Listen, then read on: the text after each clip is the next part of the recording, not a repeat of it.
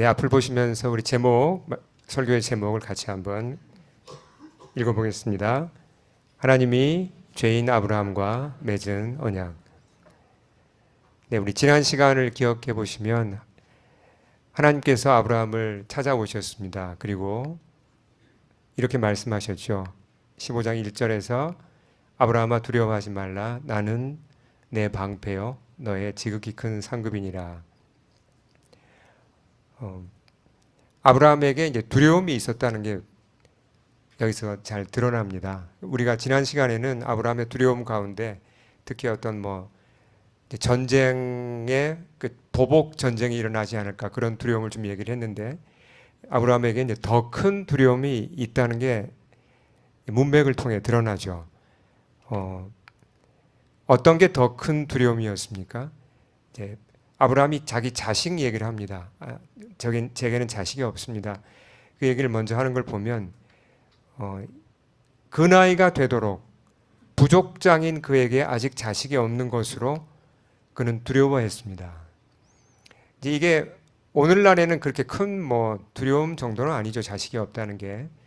그렇지만 그 당시 특히 부족장에게는 이게 아주 심각한 문제였는데 이게 거의 파산 선고나 인생 파산 선고나 다름이 없었어요. 그 정도로 심각한 문제였습니다. 완전히 인생이 이제 망한 거고 파탄 난 걸로 그렇게 받아들였다는 겁니다. 그 시대 사람들은. 그러니까 정말 심각한 문제였죠. 자식이 없다는 것이. 그래서 아브라함이 두려워했다는 게 좀 이해가 됩니다. 근데 두려움 가운데 아브라함이 뭘 했죠? 두려움 가운데 하나님을 신뢰하지 못하고 불신하면서 나름대로 대책을 세웠어요. 그게 이제 이어지는 말씀, 아브라함의 답에서 나타납니다. 아브라함은 내가 너의 방패고 너의 지극히 큰 상급이라고 말씀했는데 아브라함의 답이 이렇게 돌아옵니다. 하나님 앞에 그의 말이. 자, 같이 한번 읽어보겠습니다. 아브라함이 이르되 주 여호와여 무엇을 내게 주시려 하나이까? 나는 자식이 없사오니 나의 상속자는 이 다메섹 사람 엘리에셀이니이다. 아브라함이 또 이르되 주께서 내게 씨를 주지 아니하셨으니 내 집에서 길린 자가 내 상속자가 될 것이니이다. 이 말을 쉽게 표현하면 어떤 내용입니까? 하나님 자꾸 무슨 상급 주신다 말씀은 하는데 아직도 아들도 한 사람 안 주셨잖아요. 도대체 뭘 주시려고 그럽니까? 저는 이제 못 믿겠습니다. 저도 다 대책이 있습니다. 저의 종 엘리에셀을 제가 입양해서 저의 상속자로 삼겠습니다. 라고 그가 이렇게 불평을 한 거고 그냥 하나님께 어떻게 보면 대든 거죠. 하나님을 경외하지 못하고 있습니다. 아브라함이. 사실 아브라함이 이거 정말 잘못하고 있는데 하나님이 곧바로 꾸짖고 징계하지 않으세요. 아브라함의 눈높이에 맞추어서 그를 설득을 하십니다. 하나님이 뭐라고 설득하시는지 4절 읽겠습니다. 여호와의 말씀이 그에게 임하여 이르시되 그 사람이 내 상속자가 아니라 내 몸에서 날 자가 내 상속자가 되리라. 하나님은 이제 그 전에 주신 약속을 다시 더 구체적으로 주십니다. 아브라함은 그게 아니다. 종을 입양하는 그건 잘못하는 거고 너와 사라 사이에서 태어날 너의 친자식이 너의 상속자가 될 거야. 내가 자식을 줄 거야 라고 다시 약속을 확인해 주십니다.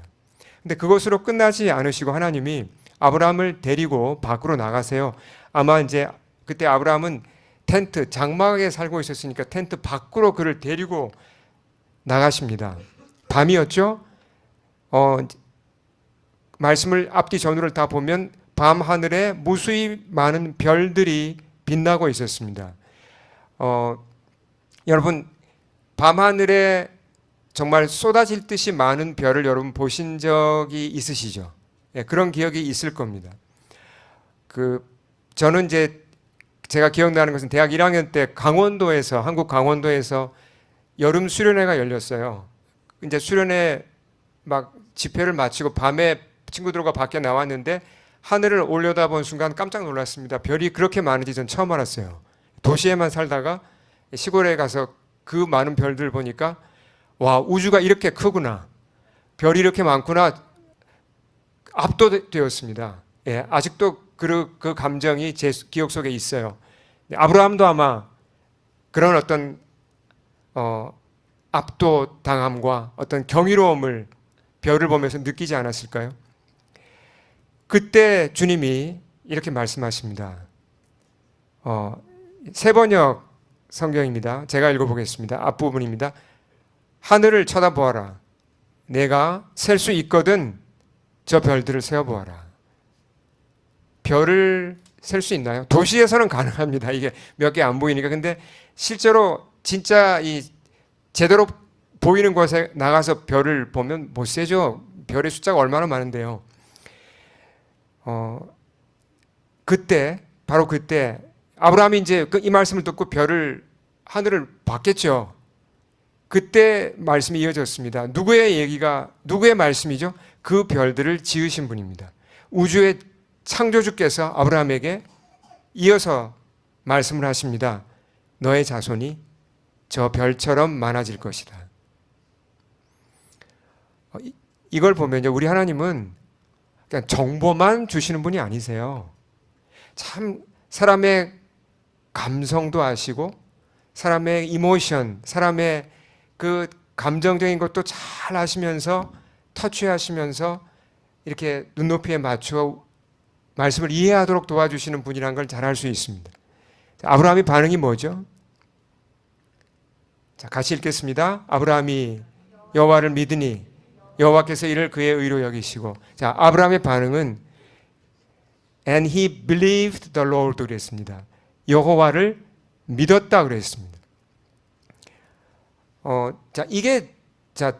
이 부분을 잘 들으셔야 됩니다. 뭘 믿었다는 거예요? 방금 너의 자손이 이와 같으리라고 하신 그 약속을 믿었다는 얘기죠. 그렇죠? 근데 성경을 다시 보시면 이 워딩을 보시면 아브라함이 여호와를 믿었다라고 되어 있습니다. 약속도 믿었지만 여호와 자체를 믿었다는 겁니다. 물론 아브라함이 그전에도 여호와를 믿었죠. 메소포타미아 갈대아 우르에 있을 때 처음 여호와를 만났고 그분을 하나님으로 믿고 따르기 시작했습니다. 근데 그러다가 방금 전에 어떤 일이 있었죠? 그가 불신에 빠졌잖아요. 불신. 불신 가운데 있다가 다시 믿음을 가진 겁니다. 이게 이제 압축되어서 성경이 설명을 하기 때문에 우리가 이걸 좀 잘 봐야 되는데 이 상태에서 아브라함이 여호와를 믿었다는 말 속에 감춰 있는 말이 있죠. 무슨 얘기입니까? 그는 지금까지 불신했잖아요. 근데 여호와를 믿었다는 말은 뭐 어떻게 했다는 얘기예요? 그의 불신을 회개했다는 거죠. 예, 회개하고 여호와를 믿기 시작했다는 겁니다. 다시 따르기 시작했다는 겁니다. 그러니까 아마 아브라함이 이런 식으로 반응했을 거예요. 하나님, 주님이 제게 자손을 주신다고 약속하셨는데 제가 그 말씀을 불신하고 엘리에셀을 양자로 삼는 편법을 쓰고자 했습니다. 하나님, 제가 잘못했습니다. 회개합니다.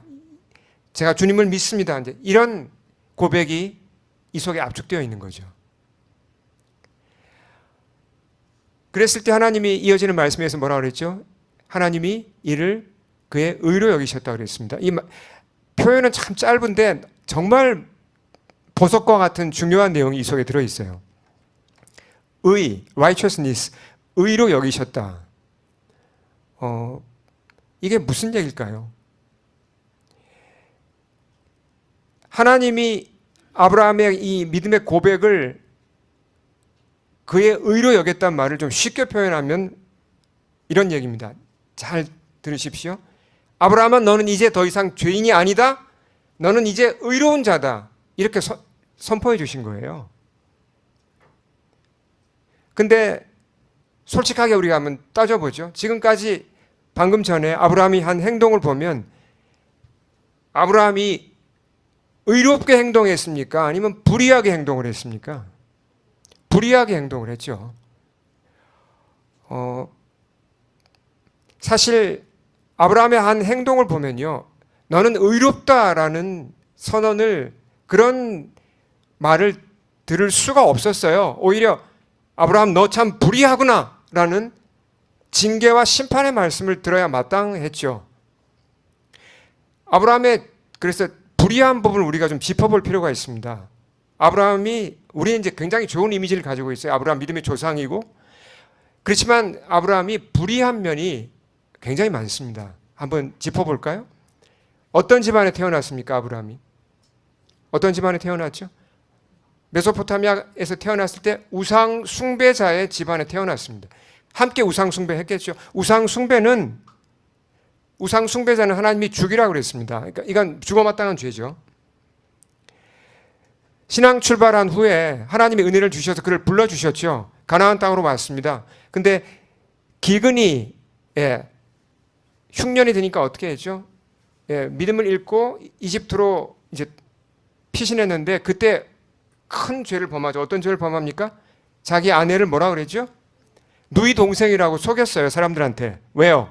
자기가 죽을까 봐. 사람들이 자기 아내를 뺏어가고 자기를 죽일까 봐 두려워서 저 누이 동생이라고 속인 겁니다. 얼마나 부끄러운 죄입니까? 이게 생각하면 생각할수록 이거 정말 심각하고 부끄러운 죄고요. 사라가 받았을 그 상처를 한번 생각해 보세요. 아니 믿었던 남편이 어느 날 갑자기 이제 자기 살겠다고 이렇게 거짓말을 누이 동생이라고 거짓말을 하라고 그러니까 거짓말을 하고 사라한테도 그렇게 말하라고 했겠죠. 정말 실망과 상처가 컸을 겁니다. 근데 그 후에 어떤 일이 일어났어요? 예상치도 않게 이집트 왕 바로가 사라를 첩으로 데리고 가버리면서 이제 문제가 심각해진 거예요. 그러니까 아브라함이 거짓말이라는 죄를 범했는데 그 죄의 결과가 걷잡을 수 없이 커진 겁니다. 그 뒷감당을 누가 합니까? 사라는 지금 이제 사라를 뺏겼습니다. 그럼 아브라함 집안 거덜난 거죠. 그 뒷감당을 누가 해주신 거예요? 하나님 다 해주셨잖아요. 근데 아브라함이 이렇게 불의한 자였어요. 그리고 우리가 지난 시간에도 봤지만 전쟁에 뛰어들었을 때 누가 아브라함에게 승리를 줬습니까? 하나님이 주셨잖아요. 승리를 체험하고도 아브라함은 지금 하나님을 불신하고 있습니다. 하나님 더 이상 저 못 믿겠습니다. 저 나름대로 다 계획이 있으니까 이제 저 그냥 안 믿을랍니다. 저 그냥 제 상속자는 이 종을 제가 입양해서 하겠습니다라고 하나님께 불평하고 대들고 불신하죠. 큰 죄를 범한 거예요. 불의한 자입니다.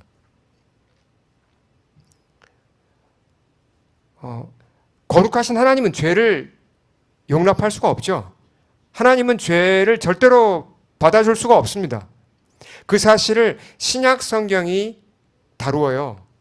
자, 신약 성경에 가보시면 사도 바울이 그 당시 아브라함을 정확하게 짚어서 그의 죄를 얘기합니다. 자, 로마서 4장 2절 우리 같이 한번 읽겠습니다. 만일 아브라함이 행위로서 의롭다 하심을 받았으면 자랑할 것이 있으려니와 하나님 앞에서는 없느니라. 이게 무슨 얘기입니까? 아브라함이 행위로서 의롭다 하심을 받았으면, 근데 받았어요? 못 받았어요? 아니잖아요. 이 말은 쉽게 말하면 아브라함이 하나님 앞에 잘한 것이 있다 없다? 없다는 얘기입니다. 잘한 게 아니라 악한 일을 했다는 얘기입니다. 하나님 앞에 아무 잘한 게 없고 악한 일만 행했다는 것을 바울이 얘기하고요. 자, 이게 4장 2절이죠. 4장 5절에서 바울이 좀 더 강한 단어를 써서 아브라함의 죄를 드러냅니다. 읽겠습니다.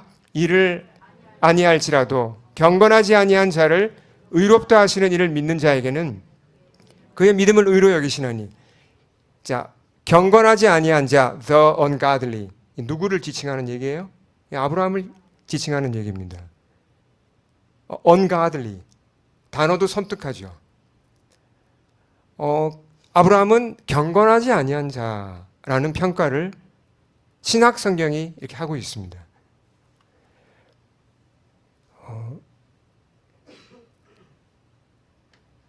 아브라함은 명백히 죄인이에요.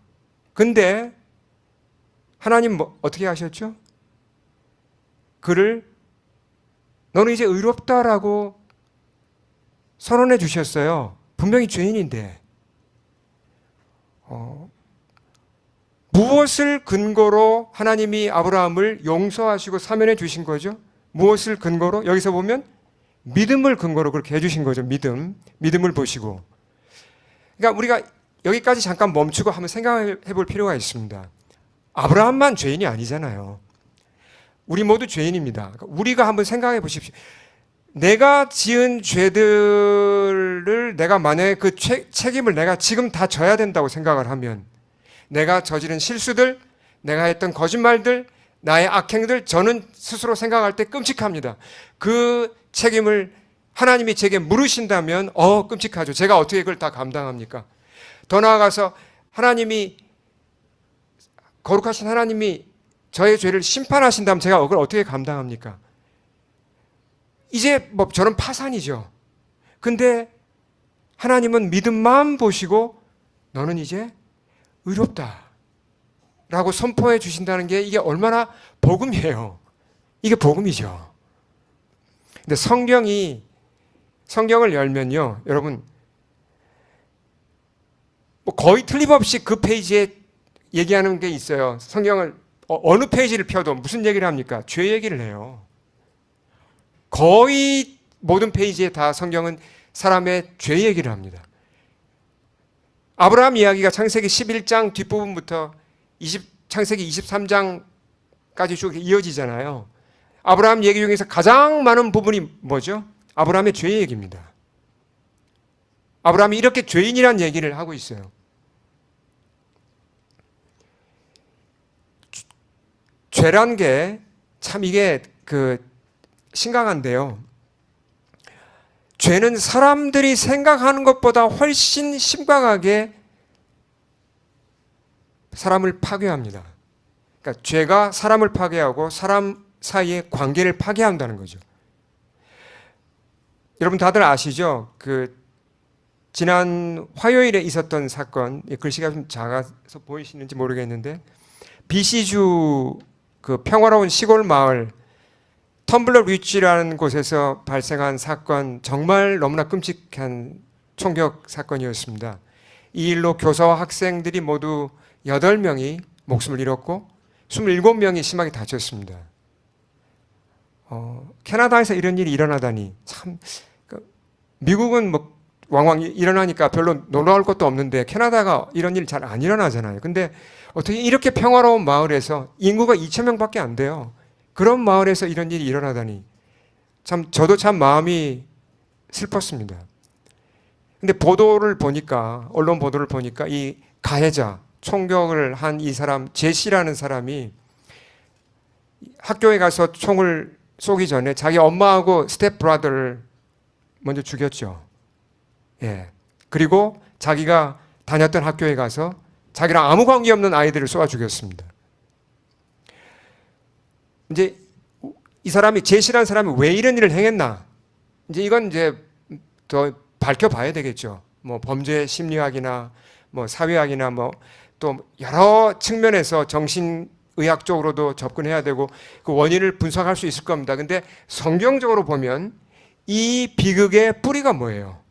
이 비극의 뿌리는 죄입니다. 사람들이 하나님을 떠난 그 죄에서 모든 것이 시작된다는 얘기죠.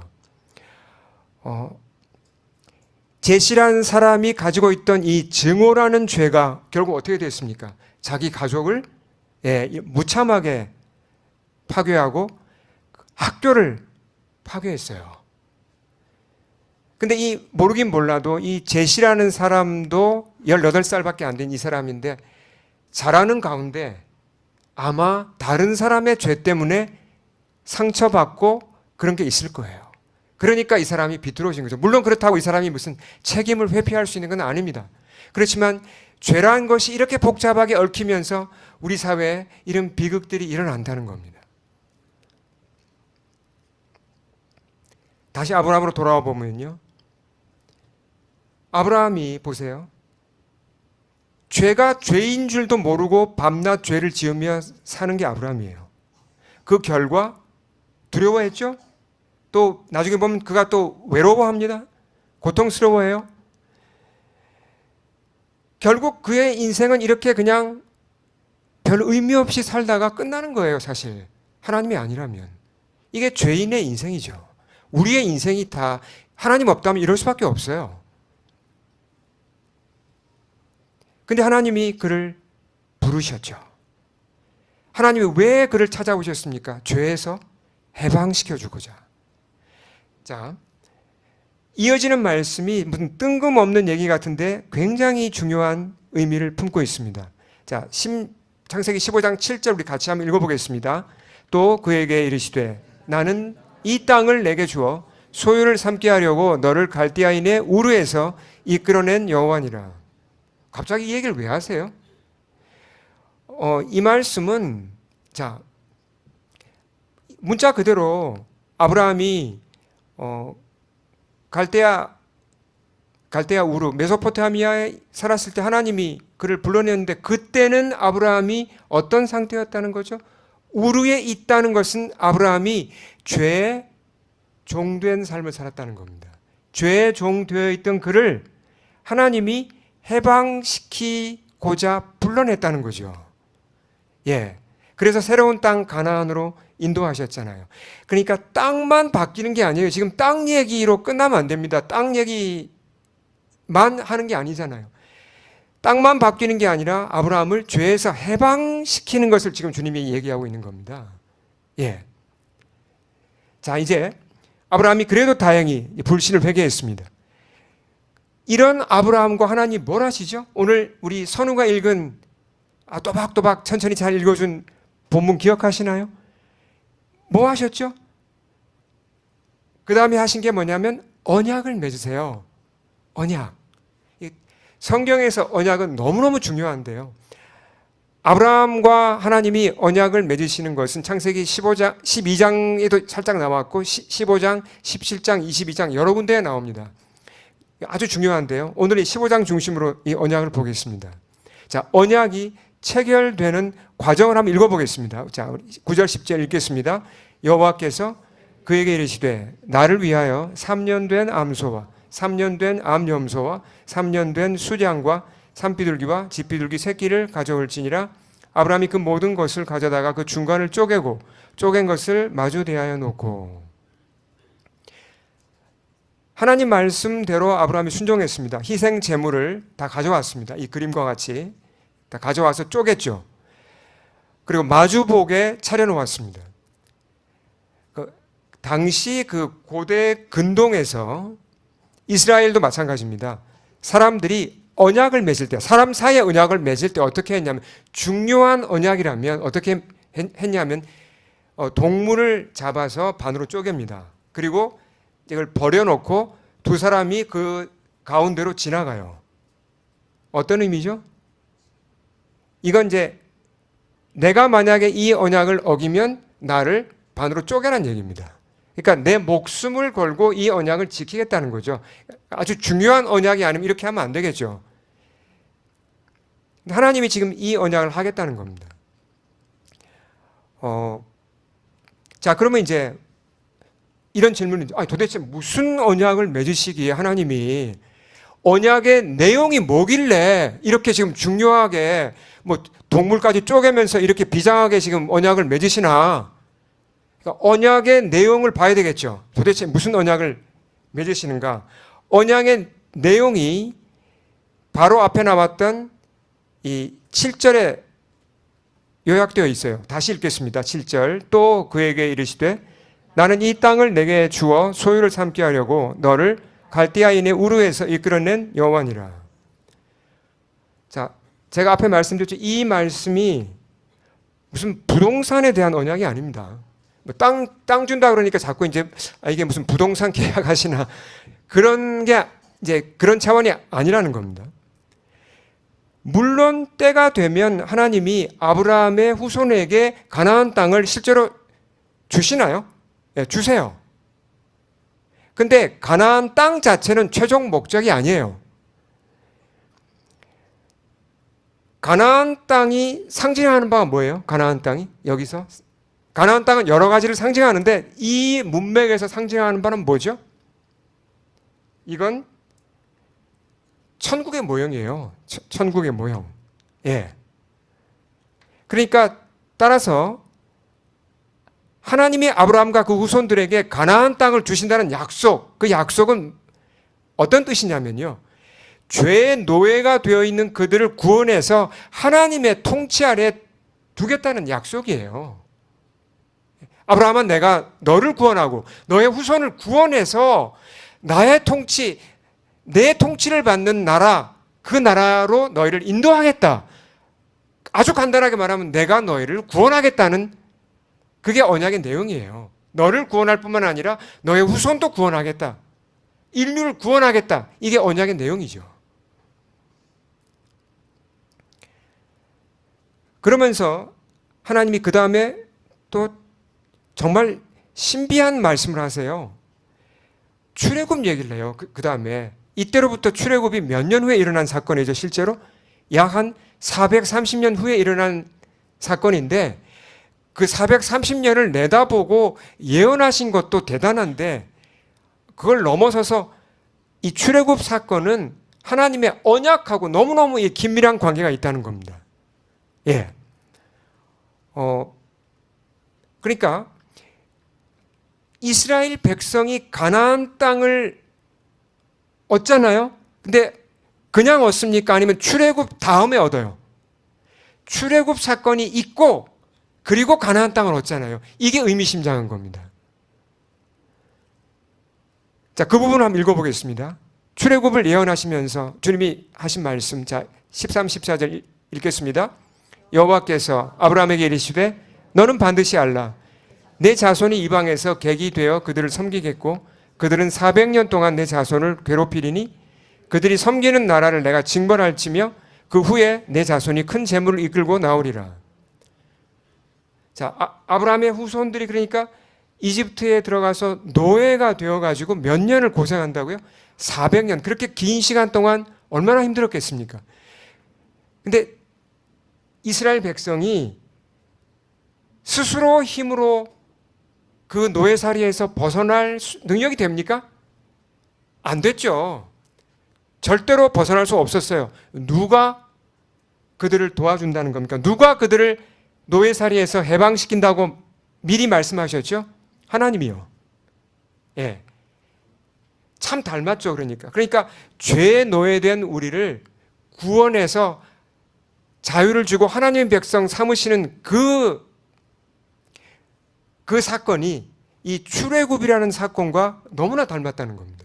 그러니까 출애굽 사건은 실제로 있었던 역사적 사건인 동시에 사람들이 어떻게 구원받는지를, 죄로부터 풀려나는지를 보여준 하나의 모델 역할을 하는 거예요. 예. 자, 이게 언약의 내용이에요. 아브라함아, 내가 너를 구원하고 너의 후손을 이렇게 죄로부터 구원하겠다. 얼마나 놀라운 언약입니까? 근데 언약이라는 걸 여러분, 뭐 결혼할 때도 여러분 언약 맺으시고, 뭐 요즘은 이제 우리 언약이라는 단어는 쓰지는 않지만 약속을 하잖아요. 근데 약속을 하면 쌍방이 지켜야 됩니까? 한 사람만 지키면 됩니까? 한 사람만 지키면 깨지는 거죠. 쌍방이 지켜야 되죠. 아브라함 편에서는 그러면 이 언약에서 뭘 지켜야 되죠? 아브라함이 지켜야 할 게 뭐예요? 아브라함이 지켜야 될 의무사항은 하나님 믿는 거죠. 하나님께 순종하고 하나님 따라가는 거잖아요. 그게 아브라함이 지켜야 될 의무사항이죠. 그러면 아브라함이 구원받고 그리고 그의 후손들이 구원을 받는 겁니다. 자, 하나님이 이제 언약을 사인을 하세요. 그 부분을 보겠습니다. 15장 17절 우리 크게 같이 한번 읽겠습니다.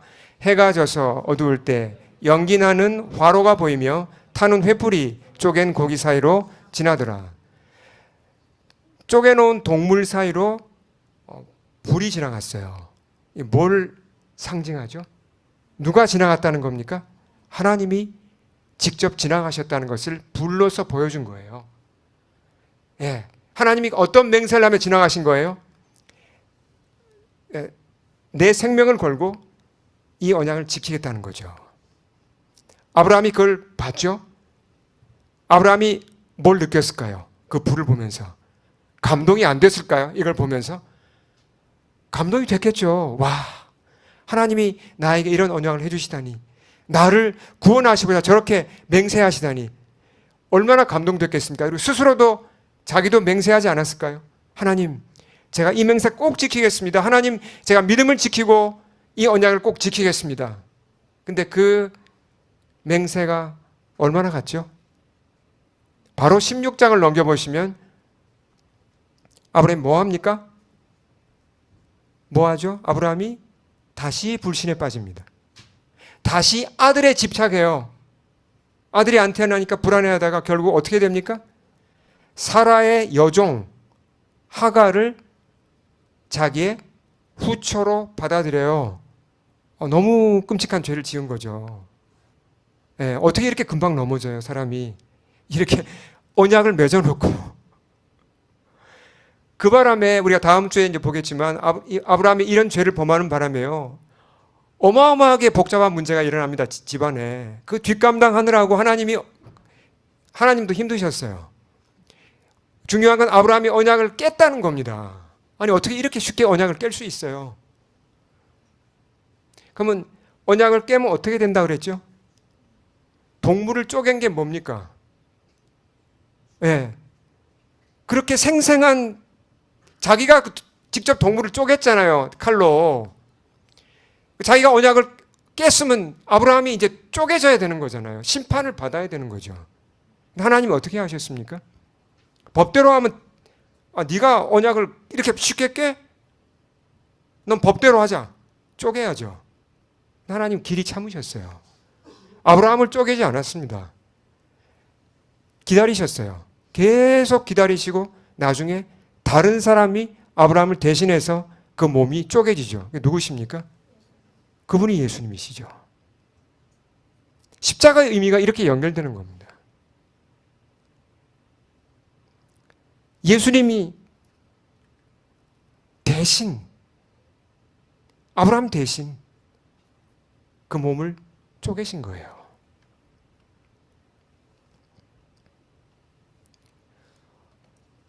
그래서 다시 이 말씀으로 돌아가면요. 우리 한번 15장 6절 크게 읽겠습니다. 아브라함이 여호와를 믿으니 여호와께서 이를 그의 의로 여기시고, 이 말씀에 함축된 사실이 드러납니다. 아브라함은 불신을 회개하고 다시 하나님을 믿었을 때, 그때 하나님이 너는 의롭다라고 칭해 주셨잖아요. 그의 죄를 용서하신 거죠. 그러니까 하나님이 어떻게 이렇게 아브라함을 용서할 수 있었죠? 그 근거가 뭐예요?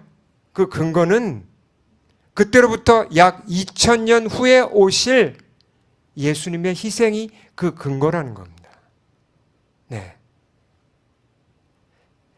그러니까 이 창세기부터 십자가에 대한 예언과 미리 설명해 놓은 것들이 성경에 이렇게 많이 깔려 있다는 겁니다.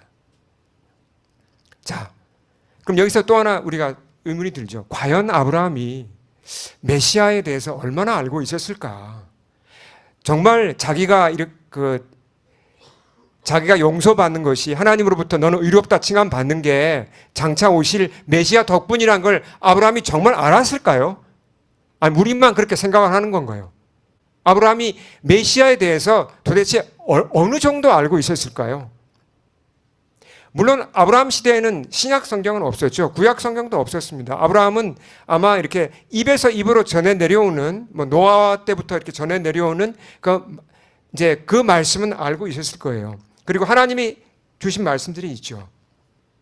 그 적은 정보지만 그 속에 담긴 메시아에 대한 것을 아브라함은 알고 있었습니다. 아브라함의 인생을 쭉 살펴보면 그게 다 드러나요. 보면 메시아를 그가 알고 있었고, 온다는 걸 알고 있었고, 기다리고 있었고, 메시아의 역할이 뭔지도 아브라함은 알고 있었습니다. 예수님이, 여러분 그 말씀하신 거 아시나요? 예수님이 아브라함에 대해서 하신 말씀 중에 이런 말씀이 있습니다. 요한복음으로 가볼까요? 같이 한번 읽어보겠습니다. 너희 조상 아브라함은 나의 날을 보리라고 기대하며 즐거워하였고 마침내 보고 기뻐하였다. 예수님 말씀이세요. 아브라함이 메시아가 올 것을 알고 있었고 기대했죠. 근데 이건 무슨 표현이죠? 영어로 보시면 he saw it and was glad 그랬습니다. 과거로 표현을 했습니다. 이건 이제 여러 해석이 있을 수 있는데 분명한 건 이거죠. 아브라함이 믿음의 눈으로 보니까 2000년 후에 올 그 메시아가 오신다는 게 너무나 확실했던 겁니다. 그러니까 이미 오신 것처럼 그의 믿음의 눈으로 본 거예요. 아브라함은. 네. 그리고 그가 천국에 있었으니까 실제로 예수님이 오신 건 천국에서 봤겠죠. 중요한 건 그가 믿음의 눈으로 이렇게 메시아에 대해서 이렇게 기대하며 즐거워하고 마침내 보고 기뻐했다는 겁니다. 아브라함은 메시아에 대해서 이 정도로 알고 있었어요. 근데 우리는 얼마나 복된 세상에 살고 있습니까?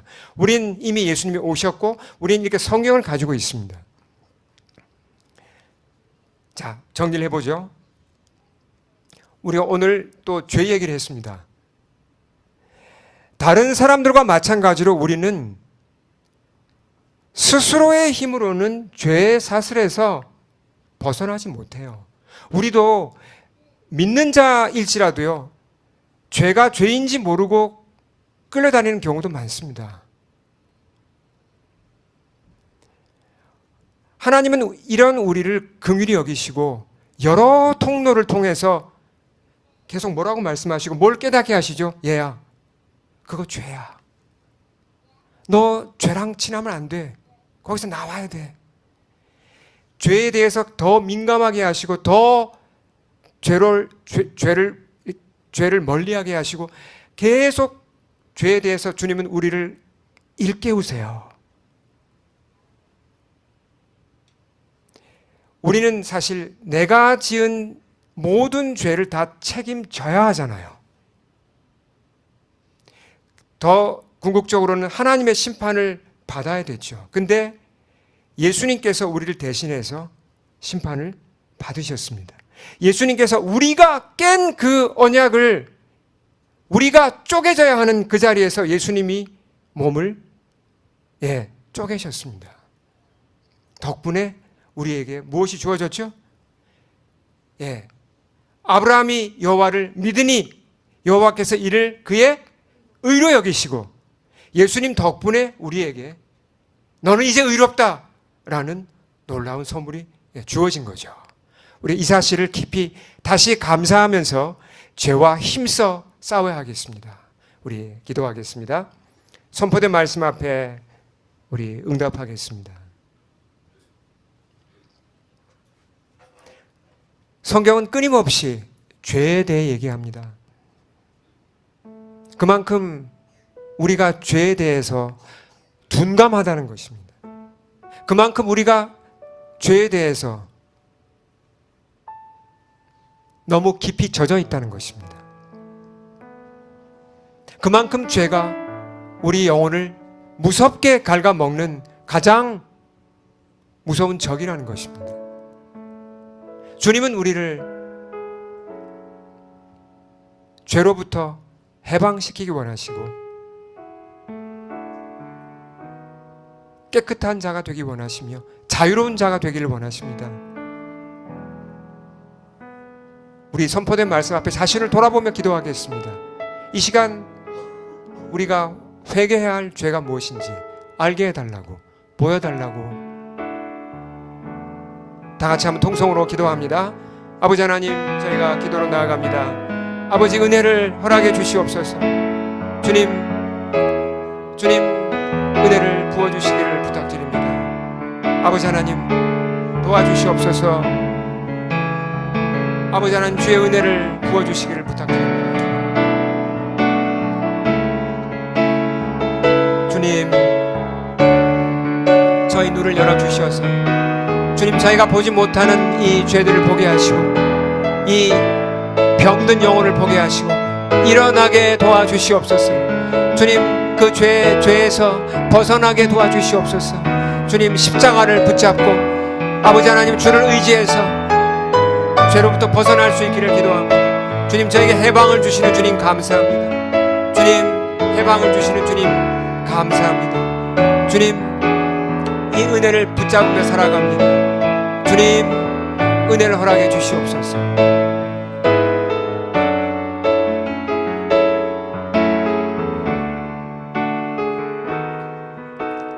우리가 예수님을 알면 알수록 우리에겐 더 많은 자유가 주어집니다. 우리가 예수님을 따라가면 따라갈수록 죄를 이길 힘을 얻게 됩니다. 우리가 잘 이기지 못하는 여러 죄들이 있습니다. 쉽게 넘어지는 안목의 정욕들, 눈에 보기 좋은 것들에 넘어지는 문제들, 쉽게 미워하고 무관심하며 사랑하지 못하는 문제들, 이 모든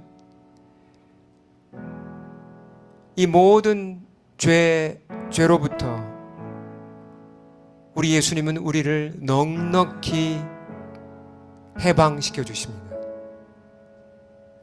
우리가 주님을 더 알면 알수록 더 큰 해방이 오며 자유가 옵니다. 죄로부터 더 온전히 벗어날 수가 있습니다. 우리 다시 한번 기도하겠습니다. 우리가 벗어나야 될 죄들로부터 벗어나서 이제 미워하지 않고 사랑하며 무관심하지 않고 관심을 가지며 도와주며 먼저 다가가고 먼저 섬기며 기도해주며 가진 것을 나누어주며